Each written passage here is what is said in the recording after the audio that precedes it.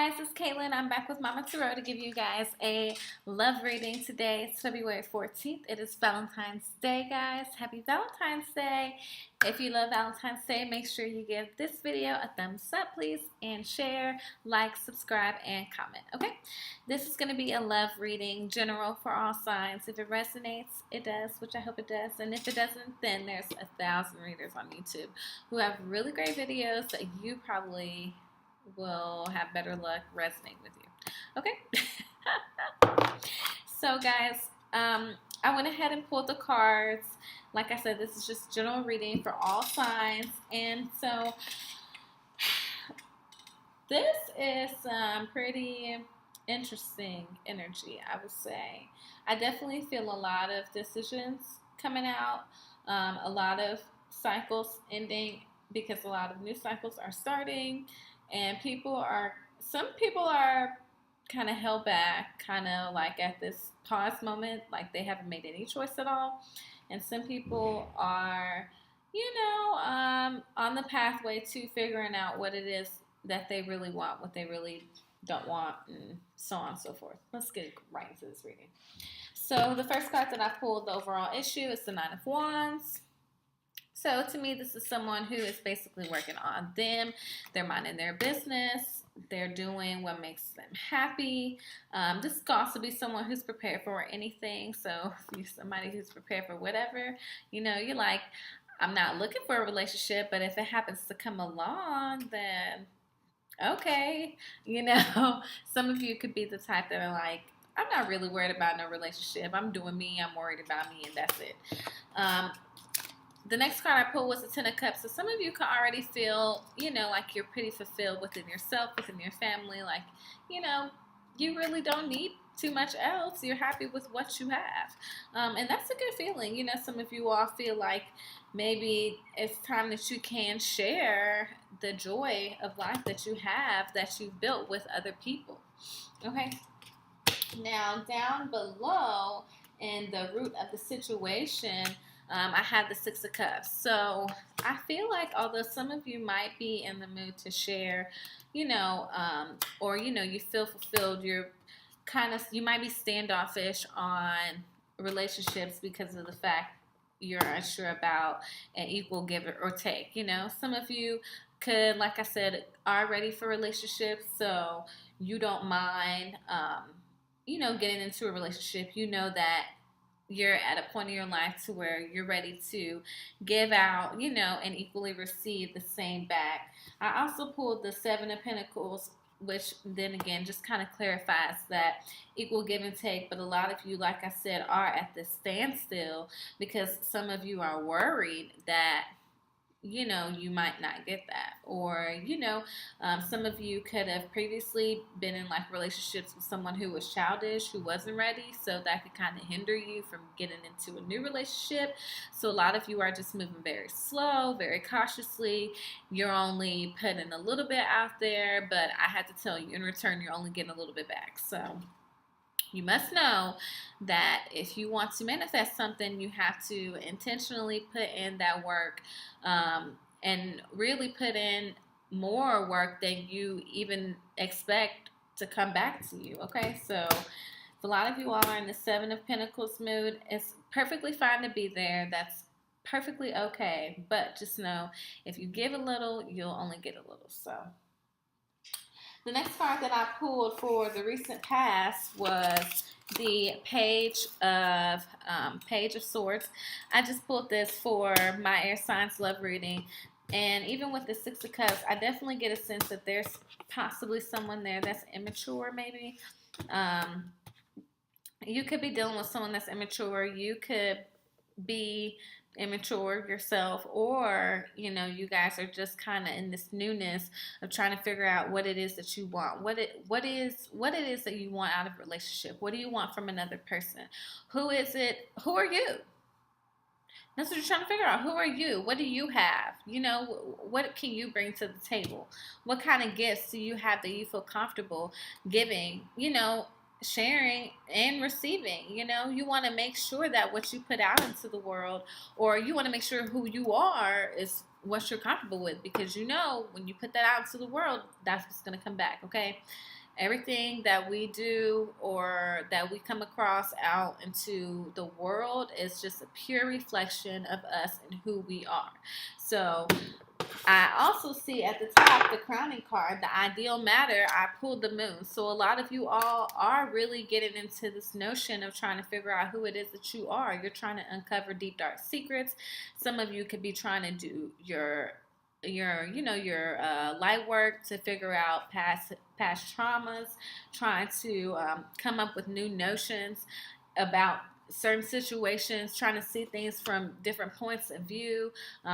Some of you all could have been consulting tarot card readers or just be super intuitive. Some of you all could have gotten some gems or stones, and lately, you've been start messing with gems and stones or tarot cards. That could be for some of y'all.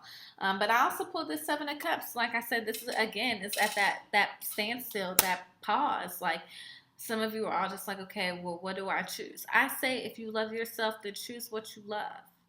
Choose what goes along with your heart, your heart and your mind, okay? Not just one or the other. And sometimes, honestly, it's best to even just kind of cross your mind out for a second, focus on what's really right in your heart, and then, later on, then come back in and conjoin both forces together, okay? Because if you all are feeling stuck at choosing what you think might be best for you, especially if the choices don't really seem too good, because look, there's some bad stuff in there. There's bad stuff in there. And that stuff, who knows if this stuff will really make her happy? She doesn't know that. She doesn't know. And that's why, a lot of you all are sitting in that notion of trying to figure out what it is that you really like, what it is that you really want. What do you want to do? Who are you? Who are you? When you look in the mirror, are you happy? Are you happy with yourself? And yeah. The next card that I pulled was our near future card, and it was the Queen of Cups right here. Queen of Cups. So this is going to be the influence that's coming into action soon. And this will be geared towards the near future. My readings are not super time based. I put a time, but this could be any time. So if you guys are not in this motion right now, don't worry. Maybe this reading just doesn't resonate for you, or you're just simply not in that energy yet, okay? This could be early or later on energy for you all. I'm just reading it today. But the Queen of Cups to me really symbolize intuition, coming into, how you really feel, really gathering in your inner data and trying to figure out and ground who you are, how you feel, what makes you feel good, and I just really feel like a lot of you all are going to be taking the time to see what it is that fills your cup, what makes you overflow, and when you guys get to that point, if you haven't already gotten there yet, then you will be able to really ground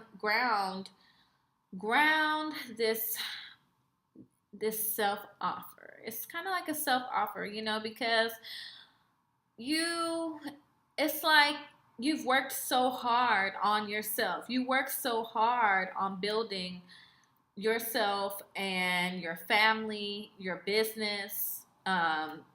You work so hard on your job, and it could just seem like maybe adding another person in the equation might be dangerous, or, taking a person out of the equation could be dangerous.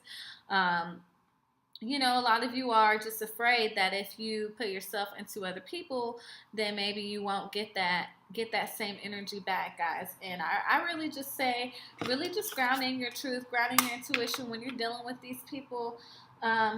Trust yourself, trust your intuition, trust your gut, because your heart knows. Your heart doesn't lie to you, period,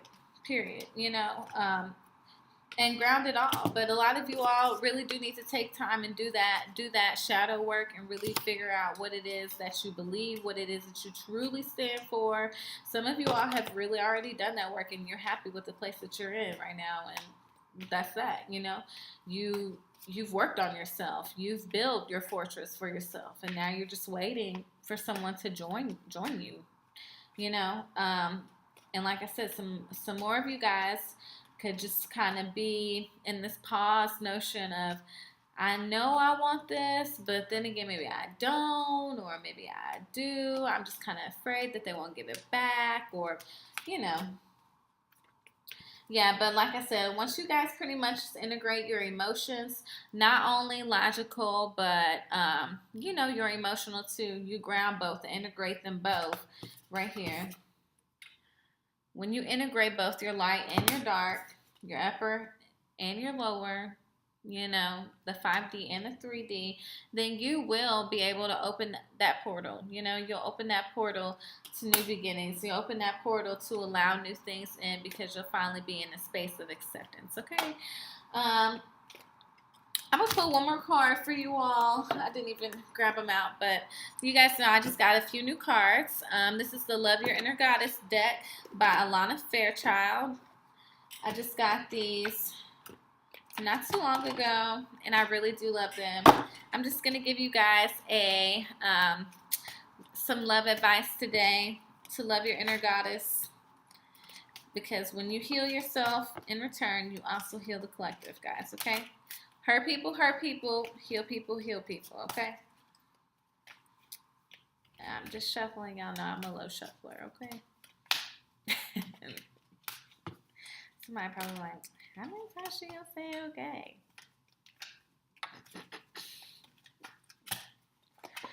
All right, 38, Soul Sisters. 2 hearts, 1 soul, sisterhood. I think this is the second time I've pulled this card, but I'm gonna read it to you all. You are being emotionally and psychologically influenced by the people around you more than you may realize. Sometimes this is good. They uplift and inspire you and help you feel loved and loving. However, sometimes you can sense that being truly yourself in a situation could result in unwanted conflict, and you undermine yourself to keep the peace.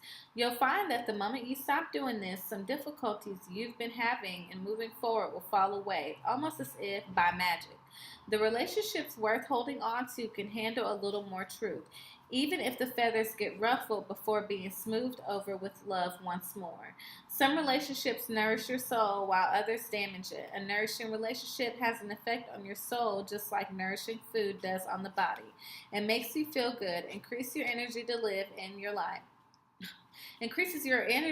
your life, and enhances your well-being. Healthy relationships for your soul are those that uplift, inspire, and help you become more of yourself with fearlessness. They do not drag your spirit down into anxiety and confusion. Some people may love you, but just do not know how to be in a relationship with you that is healthy for your soul.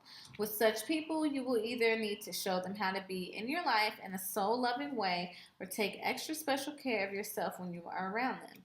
Sometimes this will not be enough to protect you from the negative influence of the relationship, and you will need to walk away. This can be sad, yet it also creates space for your soulmates to enter your life.